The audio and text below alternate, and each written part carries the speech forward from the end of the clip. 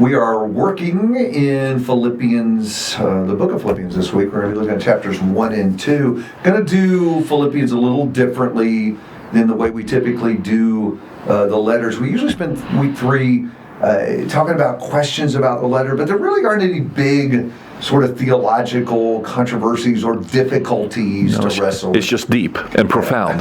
but yeah, it's not hard to understand the idea. It's hard to live it. Yeah, so we're going to work on applications for week 3 and 4. But if you do want to come back and hit us up with a question, something that you find difficult, we're happy to come back and talk about that. But for now, we're going to plan on just trying to work some applications in a little more exhaustive way than we typically do. So our attention's focused on the first 2 chapters. It is an application-rich letter. Yeah, absolutely. Probably why we like it so much. That's right. That's why it's so popular.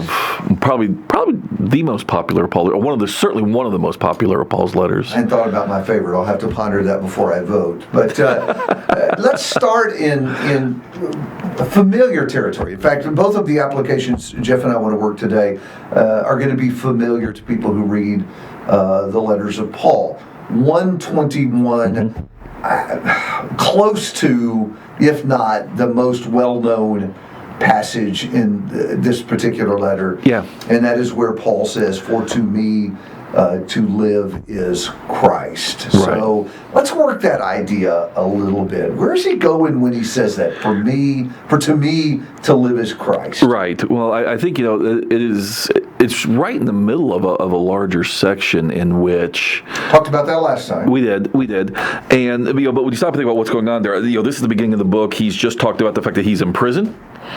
But that's okay because it worked out for the fact that he's been able to share the gospel with Caesar's household and the Praetorian Guard, and so and so in one sense, when he all of a sudden in verse 21 he says, "For me to live is Christ."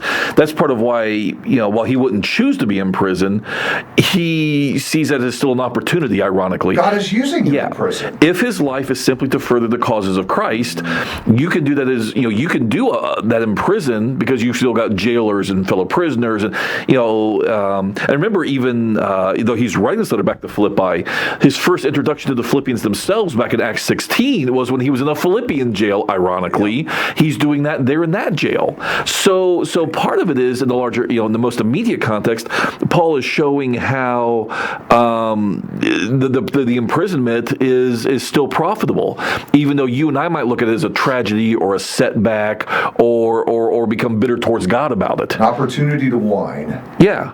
But if your purpose for living is to accomplish God's purposes, then all of a sudden even imprisonment becomes something different. And I might add this as well, then what he's also about to go on and say is he's not sure whether he's going to live or die.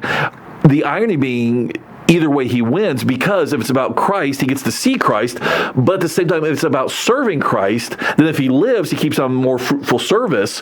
So in one sense, he's saying literally, in life or death, I can't lose. The both sides of that, I think, are really, really important. You can't isolate that phrase. You really got to take in what he said leading up to and then what he says after. Because we go back to 12, my circumstances have turned out for a greater progress of the gospel. Yep. And I think that kind of shows where his mind is oriented. It's not so much on, in fact, he doesn't really say anything here about his personal situation being in prison. He's focused rather on the fact that he has had opportunities that he wouldn't otherwise have had to spread the gospel in that setting. But I love 20. We focus on 21.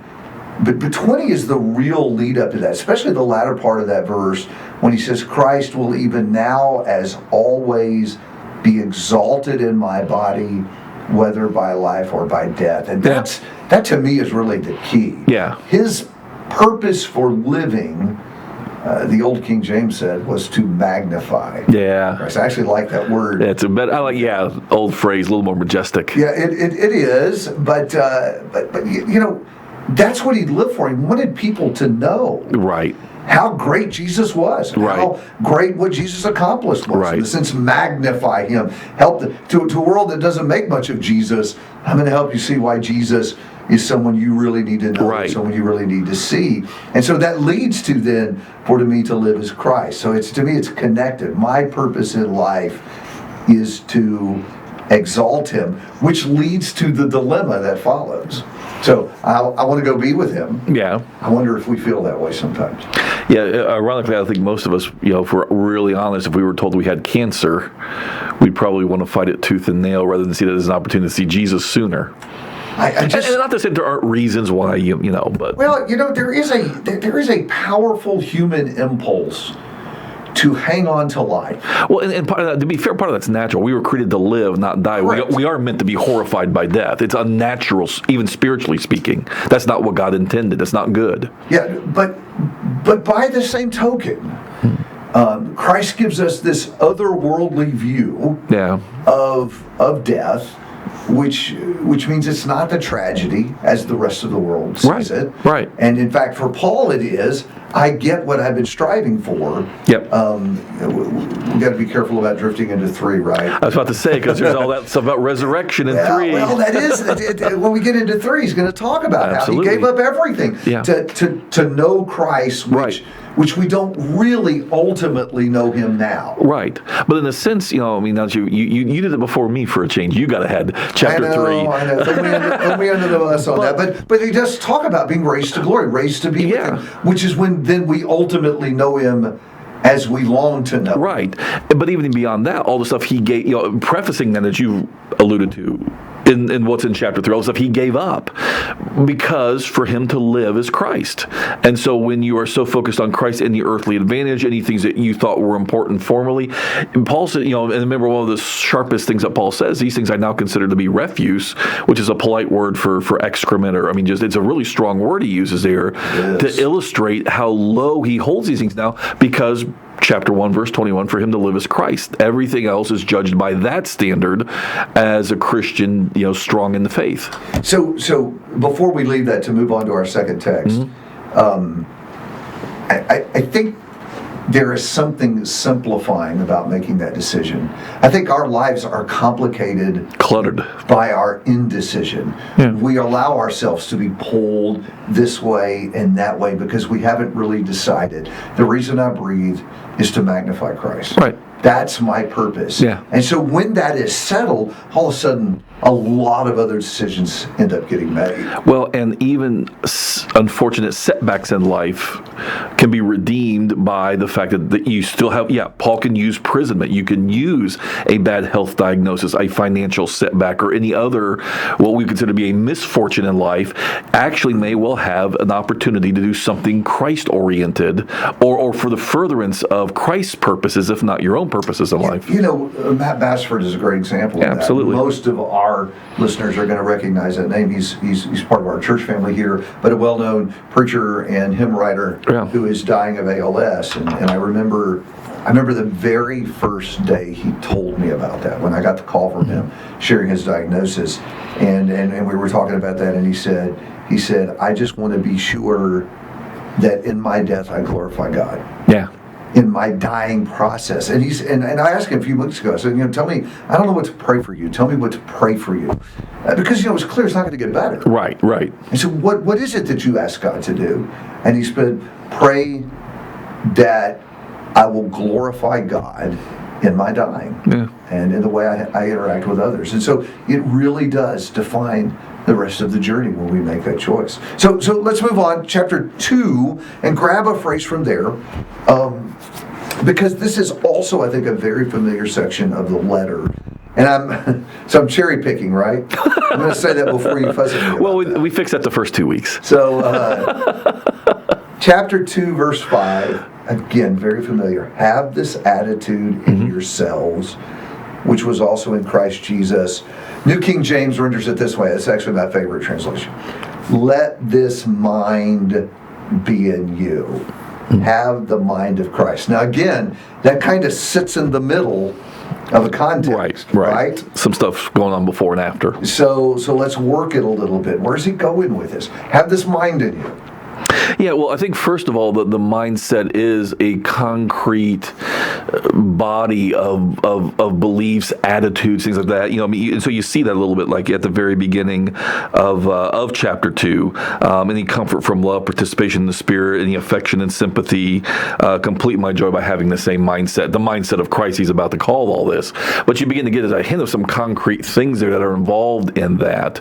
And then, of course, afterwards, he's even more so going to give that away with just the whole fact that Christ empties himself of, again, not his deity, but the perks of being deity, we might say. Right. And so it's a mix of, literally, putting yourself out of the picture and what are your rights and your prerogatives and your privileges, setting all that aside for the sake of others' benefit. And part of that others' benefit, again, goes back to, unifying on the right kinds of love and affection and sympathy. Yeah, that lead-up section is also, I think, very familiar. Do nothing from selfishness or empty conceit. Right. It's all, as I read this, I'm going back and thinking about week 2 when we were talking about unity being a theme that's running through that, and how essential these qualities are to unity existing among brethren. Don't just focus on yourself. In fact, let the concerns and needs of others be more important to you than your own needs. And don't just look out for yourself, but also add to your sphere of concern the interest of others. And then, after challenging us to do that, he said, your example is Christ. Yeah. Because that is exactly what Christ he did for you. Yeah. Right. And so you need to be looking at him. Maybe we can get a question here. You alluded to this a minute ago, because that verse 7, emptied himself, might be a little controversial. Oh, yeah, certainly. There have been some heresies that have come out of that verse. No, I mean, I don't think it's as common as it used to be. But certainly the idea of emptying himself, some have taken it to mean that he emptied himself of his deity in the incarnation, and that's not what Paul is saying. You just read the context a little bit more carefully. He did not count equality with God a thing to be grasped. So the idea was, what he was not holding on to was not his divine nature, but the equality. In other words, the perks of being God. If he's going to come to earth and be a human being, he's not going to come down and prance around saying, "I'm God." Where's the palace? Yeah, where's the palace? I'm here to deliver against Rome and then sit on my earthly throne. Ironically, kind of works against some of those premillennial ideas of that earthly kingdom too. That's not what his incarnation and his humanity were about. He came to be a human and live on the same human terms as we did. So it's kind of like we might say today, as an American, if I go to another country, I'm going to set aside my American passport and all the perks that come with being an American in a globalized world, and I'm willing to live as somebody in a smaller, poorer, less privileged country, and all the seemingly, at least materially in other ways, setbacks that might come with that, lesser standards of living that come with that. And that's very much what Paul's describing. Jesus was willing to set aside the perks and privileges of being God to come live as a human being. The other phrase that catches me there is down in verse 9. I need to look at my glasses. No, verse 8 is what I wanted. Even to the point of death. Yeah. Obedient even to the point of death. Yeah. And so as we read all that, I think that we have to remember where it started. Have this attitude in yourselves. This is the mind that I want you to have, so that you can all be together. So you can be united, you can be one. And Jesus is this beautiful song that we have here about Jesus. Jesus is being held up as the example. You have that spirit that you see in Christ, and that's the spirit that needs to be in us as we interact with one another. That's right. And by the way, we talked about this last week, or maybe the week before, but just to drive it home, part of why he picks Timothy and Epaphroditus right afterwards as examples is look what he says about Epaphroditus in verse 30. For he nearly died for the work of Christ, risking his life to complete what was lacking in your service to me. And so again, he's picking on a couple of brothers there to give them concrete examples of what others living this Christ-oriented, Christ-shaped self-sacrifice look like. Epaphroditus, he literally says, almost died, just like Jesus humbled himself on the point of death. Yes. That's what Epaphroditus is doing for the sake of Christ's work. Yeah. And then when he gets into 3, because I'm going to keep baiting you into 3. He gets into 3, he talks about himself. Yeah. How he, in essence, had done the same thing. That's right. Hey, that's a great discussion for us to have next week on the podcast. And that's what we're going to do. We're going to work chapters 3 and 4, think about some applications. But as you're doing your reading this week, it's an easy letter to read through, as we've said, read all the way through it. But think about chapters 1 and 2, as we just talked. Think about that spirit that should shape our lives, that we are here to live for Christ, and as we interact with others, to have His mind. Think about how that's relevant, how that impacts our living every day. Hope your reading is a blessing to you this week.